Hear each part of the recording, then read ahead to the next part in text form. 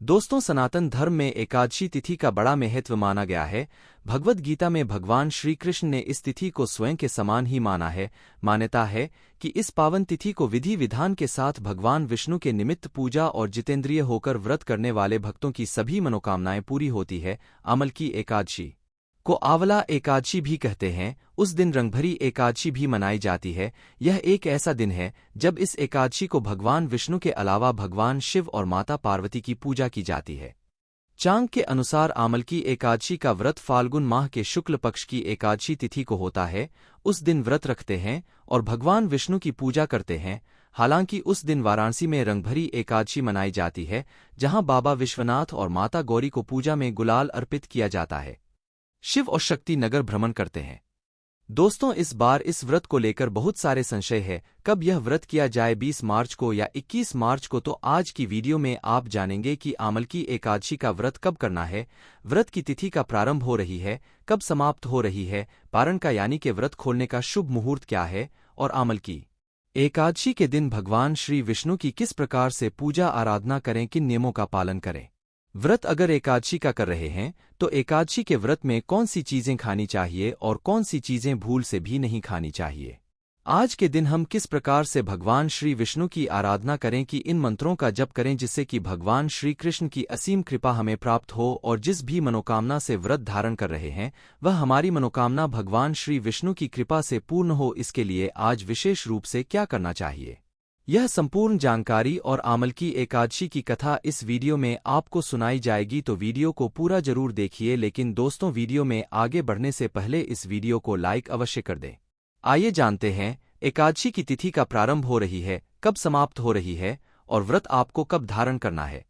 भगवान श्री हरि को एकादशी तिथि अत्यंत प्रिय है और उसमें भी यह एकादशी तिथि है जिसमें भगवान की एक और प्रिय वस्तु का संधान है और वह है आम वाला वृक्ष, और इसीलिए इस एकादशी का नाम पड़ा है।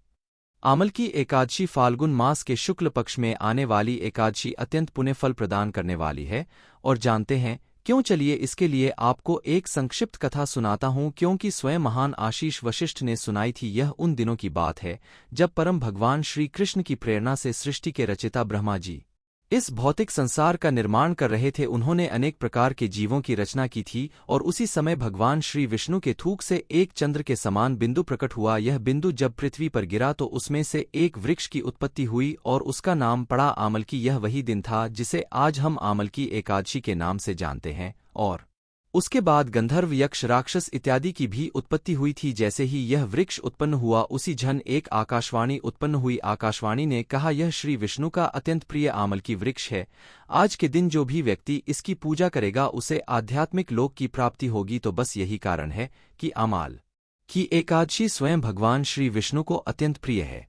आइए सबसे पहले जान लेते हैं आमल की एकादशी का है शुभ मुहूर्त, पारण का समय, नियम, पूजा विधि, संपूर्ण जानकारी। फिर उसके बाद एकादशी व्रत कथा हम सुनेंगे। लेकिन आप लोगों से हाथ जोड़कर निवेदन है कि वीडियो को लाइक अवश्य कर दें। आमल की रंगभरी एकादशी व्रत तारीख और मुहूर्त का है। आमल की एकादशी 2024 हिंदू कैलेंडर के अनुसार इस बार फाल्गुन माह के शुक्ल पक्ष की एकादशी तिथि 20 मार्च को 12:21 पर शुरू होगी। इस तिथि का समापन 21 मार्च को 2:22 पर होगा। उदया तिथि के आधार पर आमल की एकादशी का व्रत 20 मार्च दिन बुधवार को रखा जाएगा। रंगभरी एकादशी भी 20 मार्च को है। आमल की एकादशी 2024 मुहूर्त, आमल की एकादशी के दिन आप सूर्योदय के बाद से ही भगवान विष्णु की पूजा अर्चना कर सकते हैं। उस दिन सूर्योदय सुबह 6:25 पर होगा। उस दिन का ब्रह्म मुहूर्त प्रातः 4:50 से 5:37 तक है, रवि योग में है। आमल की एकादशी 20 मार्च को आमल की एकादशी वाले दिन रवि योग, सुकर्मा योग और पुष्य नक्षत्र है। उस दिन रवि योग सुबह 6:25 से शुरू होगा और यह रात 10:38 तक रहेगा। रवि योग में सभी दोष मिट जाते हैं। इसमें सूर्य का प्रभाव अधिक होता है। रवि योग के अलावा अतिगंध योग सुबह से शाम 5:01 तक है। उसके बाद से सुकर्मा योग बनेगा जो पूरी रात है और अगले दिन शाम 5:42 तक रहेगा। व्रत वाले दिन पुष्य नक्षत्र है जो सुबह से रात 10:38 तक है। उसके बाद से अश्लेषा नक्षत्र है। आमल की एकादशी 2024 पारण समय, आमल की एकादशी व्रत का पारण 21 मार्च दिन गुरुवार को किया जाएगा। दिन हरिवासर सुबह 8:58 पर खत्म होगा और पारण समय दोपहर 1:41 से शाम 4:07 तक है।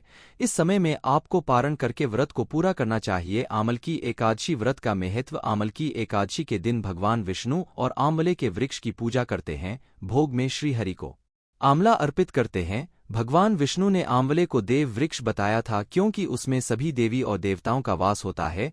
जो आमल की एकादशी व्रत रखकर आंवले के पेड़ की पूजा करते हैं उनके सभी पाप और कष्ट मिट जाते हैं, उनको मोक्ष की प्राप्ति होती है। आइए जान लेते हैं आमल की एकादशी की पूजा विधि। इस बार यह एकादशी आ रही है 20 मार्च 2024 दिन बुधवार को। तो चलिए अब देखते हैं कि इस एकादशी का पालन करने की विधि क्या है।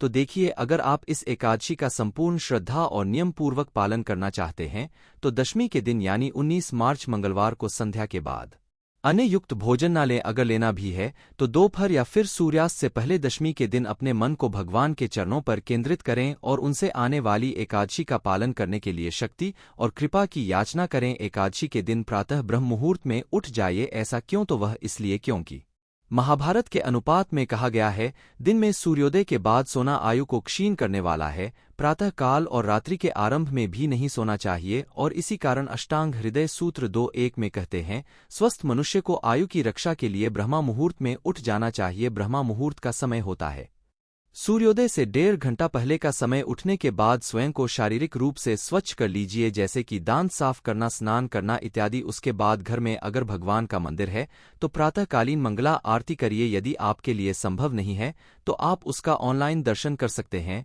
आरती के बाद अब अपने घर में भगवान के समय जाइए, हाथ में गंगाजल लीजिए और आमल की एकादशी व्रत का संकल्प लीजिए।